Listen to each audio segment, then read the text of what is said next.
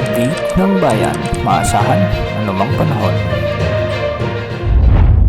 Magandang araw po sa ating lahat. Ngayon ay araw ng Sabado, October 11, 2025 at narito lang pinakuling update sa magiging lagay ng ating panahon. Sa kasalukuyan ay patuloy nating minomonitor ang LPA sa labas ng ating area of responsibility at tuloy itong namataan sa layong 445 kilometers kanluran ng Pag-asa Island sa may Kalayan sa Palawan. Samantala nakakaapekto naman ang trough ng LPA na ito sa western sections ng Central at Southern Luzon, particular sa bahagi ng Metro Manila, Zambales, Bataan, Cavite, Batangas at Occidental Mindoro.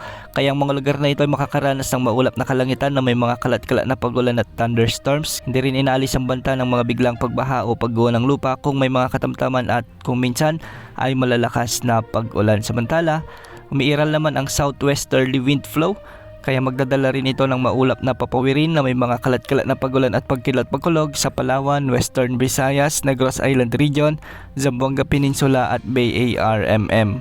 Dahil dito, hindi rin inaalis ang banta ng mga biglang pagbaha o pagguho ng lupa kung may mga katamtaman hanggang sa kung minsan ay malalakas na pag-ulan. Sa nalalabing bahagi ng ating bansa, asahan naman ang bagyang maulap hanggang sa maulap na papawirin na may mga isolated rain showers and thunderstorms at sa hapon at gabi posible ang mga malalakas o severe thunderstorms, dulot ito ng mga localized thunderstorms. Para sa lagay ng mga pag-alon sa ating karagatan, sa extreme northern Luzon, posibleng umabot ang mga pag-alon hanggang 1.8 meters sa nalalabing baybay ng bansa.